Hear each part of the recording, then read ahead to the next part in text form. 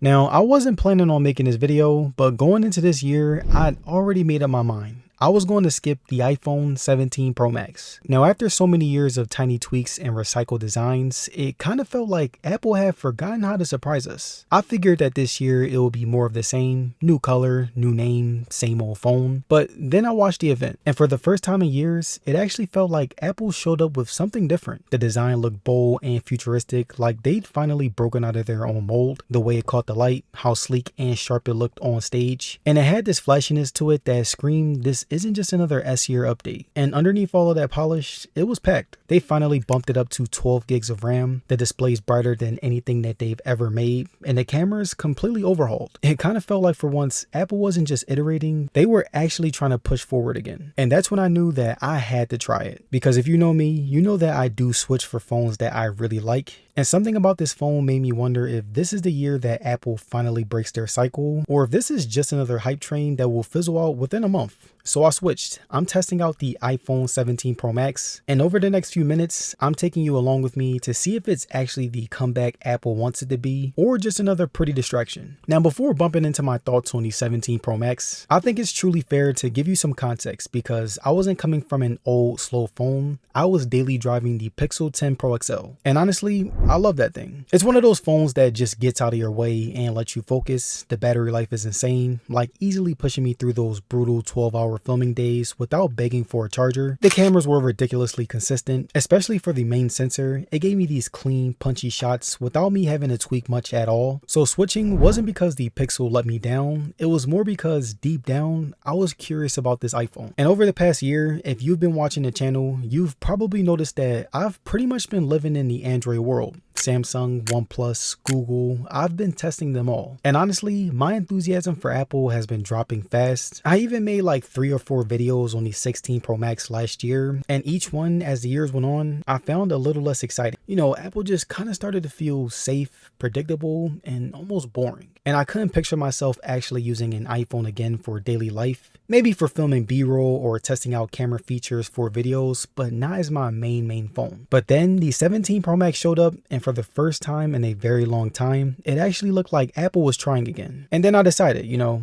I'll be the test dummy. Because I know a lot of you guys switched from iPhone to Android for those exact same reasons that I did. More customization, more power, more fun. So I wanted to see firsthand if Apple has finally done enough to win people like us back. Now, when I cracked open the box, the first thing that struck me wasn't the specs. It was how the phone felt in my hand. The frame is matte aluminum, and I noticed that it was very fingerprint resistant. The bezels are slimmer too. I'm not staring at the border. Instead, it looks like it's giving 99.9% screen, and visually, the color scheme they chose is very nice, catching the light with this cool undertone that's subtle but bold. In my pocket, it's weirdly satisfying, and I would say that this iPhone does have some weight to it, but it's to the point where it feels very premium. Like, you know when a phone is too light to the point where it feels cheap? Well, this one feels not too heavy, but just heavy enough to give you that quality feel. The lines are sharper, the back sits sturdy, and that two-tone finish of aluminum plus ceramic shield too makes it look and feel like a precision tool, not just another phone laying around. Buttons and ports also feel solid. The volume rockers, action button, and camera button feel very pristine. The power button on the right is smooth and reliable, flanked by matching speaker grills, giving the bottom edge a perfectly balanced look. The antenna lines wrap subtly around the camera bar too, something that Apple has highlighted improves connectivity in those tight spots. Durability also mattered to me. Apple's Ceramic Shield 2 is supposed to be the strongest front glass yet, and from some early hands-on reports, it actually holds up better under light wear. And yeah, IP68 is still here,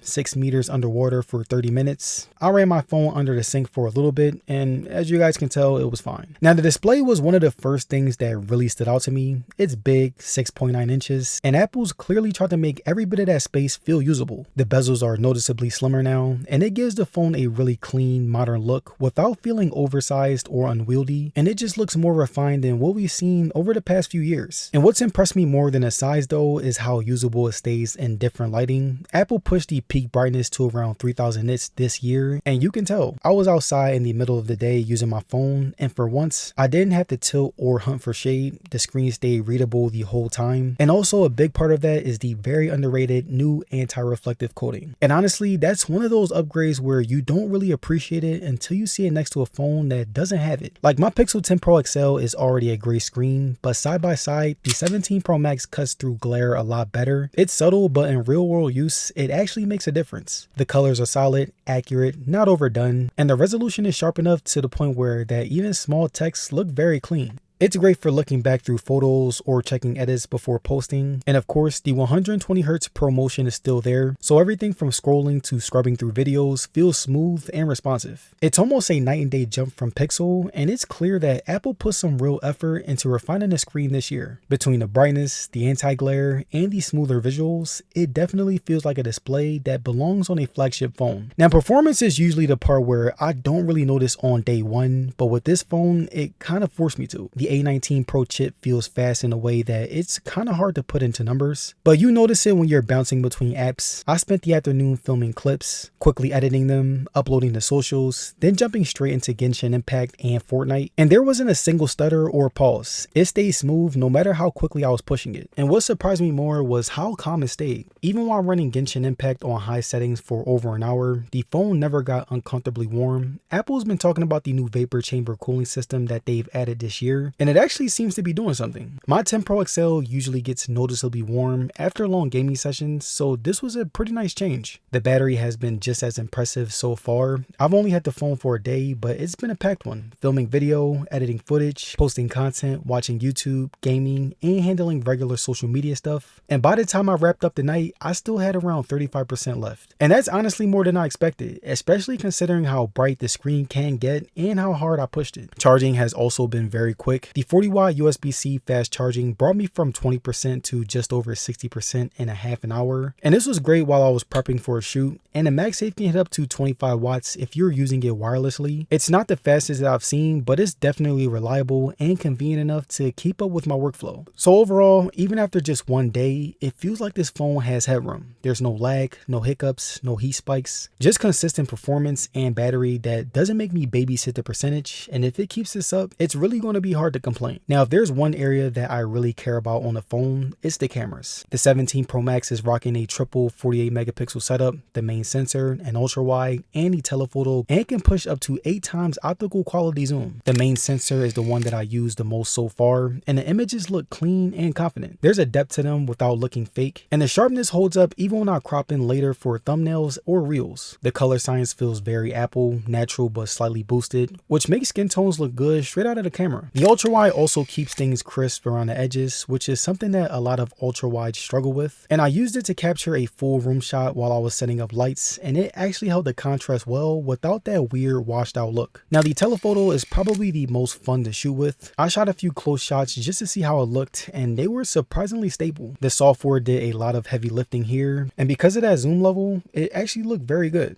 Low light has also been pretty solid too. I grabbed a couple of clips at night with just a soft lamp on, and I also grabbed some outside, and they stayed sharp without blowing out the highlights or turning everything into a noisy mess. And from a video perspective, Apple's ProRes support is still unmatched, and now with Apple Log 2 baked in, the dynamic range feels wider than before. It gives me way more flexibility whenever I'm color grading. My workflow has been simple: shoot on the iPhone, airdrop it to my MacBook, drop it into Final Cut, and it's ready to go. No weird format conversions and no weird delays. And one of the coolest features that I've tested so far is dual capture. It lets you record from the front and back cameras at the exact same time, which is perfect if you're doing vlogs, tech reactions, or if you just want to show your face while showing something else. And it's genuinely useful, not just a gimmick. The new front camera has also quietly become one of my favorite parts of the setup. It's sharper, and the new center stage feature actually tracks you during filming. It means that I can set the phone down vertically or horizontally, and it's able to keep me framed the whole time, which is huge for someone like me who makes both shorts and long form videos. And while it's easy to forget about audio, the built-in microphones are also noticeably cleaner. There's less hiss, less echo, and they pick up my voice without that compressed tinny tone. And it's good enough that I could film a quick clip without needing the mic up, and I'll still be confident that it's usable. Now, don't get me wrong, this phone has been impressive so far, but I'd be lying if I said that everything has been perfect. And the biggest thing that's been throwing me off is honestly just iOS 26 itself. Now I know this is super subjective and is my personal opinion, but visually I'm not loving it. It feels cluttered, like Apple just kept adding layers without thinking about how it all fits together. The Photos app, for example, feels all over the place. There's tabs, memory, share albums, random AI generated sections, and none of it feels cohesive. It's kind of like I open it up just to find one picture and suddenly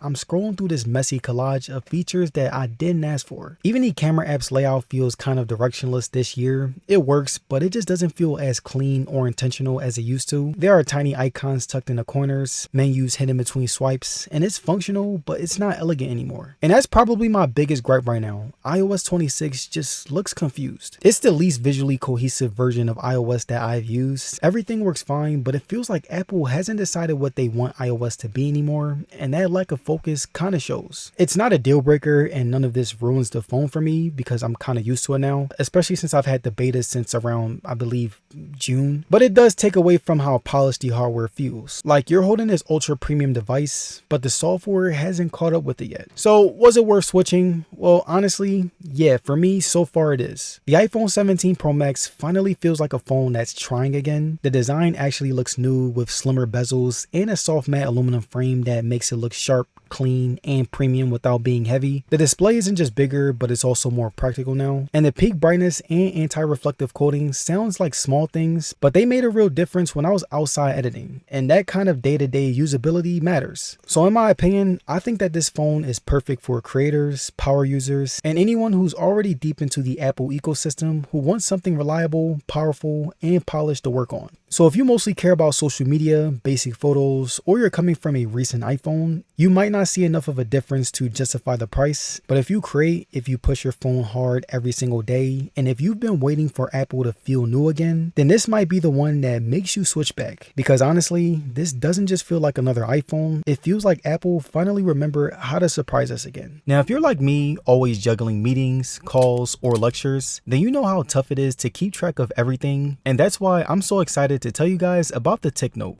Now, this tiny device is the world's first magnetic AI note taker, powered by Shadow AI. It captures, transcribes, and summarizes everything for you. And it's also wallet sized and weighs about 29 grams, so it literally slips into your pocket. It also has 64 gigabytes of storage, that's over 800 hours of audio, and up to 25 hours of continuous recording on a single charge. And it even has different modes for speakers and phone calls. But here's the cool part. TicNote provides instant summaries, full transcripts in over 100 languages, and even creates mind maps and aha moments that highlight key insights. And after a meeting, you can ask Shadow questions about your notes and it'll scan across your files and give you quick answers. It can even detect multiple speakers and separate them in transcribes for an easier understanding. And it also helps with project management by organizing your recordings into folders. And you can even turn your summaries into natural sounding audio, perfect for listening on the go. So whether you're a professional, student, or content creator, the TicNote saves you time and keeps you organized. And if you're interested in getting one, click the link in the description and comment section of today's video. Peace.